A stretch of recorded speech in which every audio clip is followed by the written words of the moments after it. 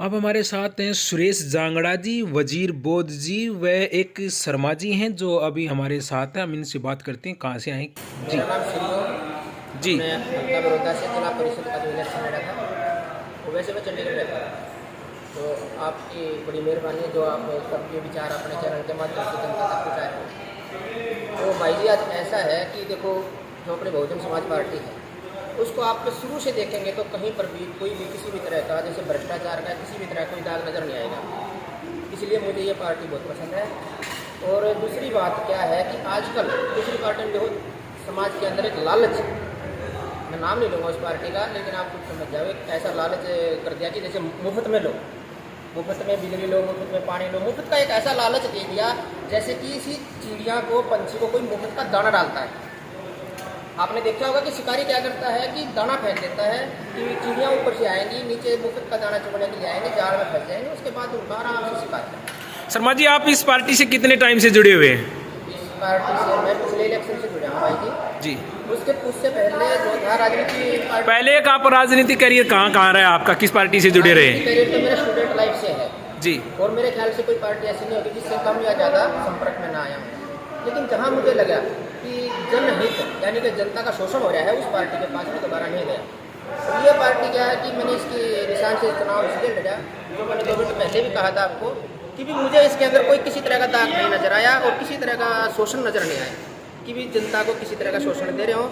एक साफ और स्पष्ट पार्टी है। आपने हाथी के सिंबल पर चुनाव लड़ा तो आपकी जाति के लोगों ने ये नहीं कहा कि आप किस पार्टी से आए हैं, आपने तो बीजेपी से आना था, कांग्रेस से आना चाहिए था, कुछ इस प्रकार से सुनने को मिला होगा? बिल्कुल सही सोची भाई जी। मैं ब्राह्मण समाज से हूँ और खुद मेरे अपने भाई बंधु जो खुश हुए थे कि भाई हाँ आप जिला परिषद से इलेक्शन लड़ रहे हैं, हम आपके साथ चलेंगे। जब पार्टी सिंबल देखा तो उन्होंने कहा कि आप तो मायावती के पास चले गए। ये एक अजीब सी सोच पता नहीं कहाँ से पैदा हुई है, जबकि बहन जी कहती है कि मैं किसी भी जाति और धर्म के खिलाफ नहीं हूँ। बहन जी का कहना है कि भी मैं सभी जाति और सभी धर्मों का जो है इज्जत और सम्मान करती हूँ। और अपने जो थे बाबा साहब थे उन्होंने तो संविधान लिखा था, वो भी सबके लिए लिखा गया था। और अपने काशीराम जी थे, आप उनके लिए देखिए।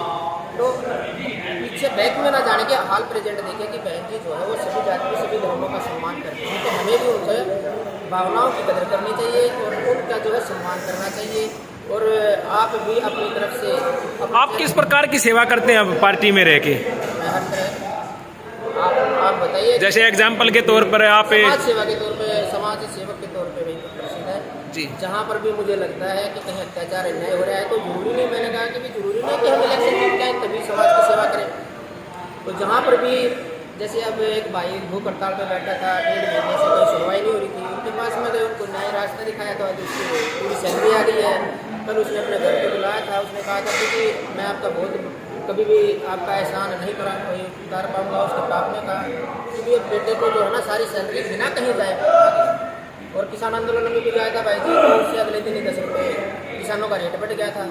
हाँ, एक जगह जहाँ मुझे लगा उन्होंने कहा कि पुतले फूकेंगे, वहाँ मैं फूक पे आ गया था कि पुतले को फूकेंगे, सरकार ने 10 रुपये मेरे रेट बढ़ा दिया है तो फिर अब यहाँ पर भी हमारे को सुबह संतोष करना चाहिए। तो मैं जो है लीगल और न्याय प्रणाली के हिसाब से चलता हूँ। ऐसे ही चंडीगढ़ गए दिया गया था प्रिंसिपल के द्वारा, तो वहाँ पर DDI का घेराव किया। DDI का घेराव करने के बाद मैंने 1 सप्ताह का जो टाइम दिया था तो अगले दिन ही मैसेज आया कि भी टीचर को जो है ना ड्यूटी पर रख दिया गया है, उनके खिलाफ कोई कार्रवाई कोई एक्शन नहीं होगा। तो फिर हम DDI साहब के खिलाफ एक्शन नहीं होगा। तो कुछ बातें क्या होती है कि हमारी लीगल हिसाब से यानी कानूनी तौर पर चलने से पूरी हो जाती हैं। अब हाल प्रेजेंट चंडीगढ़ नहीं दिल्ली के अंदर हमारा एक कोरोना वैक्सीन। जब आपने बसपा के सिंबल पर चुनाव लड़ा तो कितना वोट आया आपको? वोट भाई जी वैसे तो जैसे अगर हम देखें उसके हिसाब से जैसे 0% था। पिछली बार जो पहले इलेक्शन था कहते थे कि सिर्फ 4 वोट आए थे, उस हिसाब से तो हमारा सैकड़ा हो गया। तो उस हिसाब से क्या था कि हमारे को बहुत ज़्यादा वोट आए।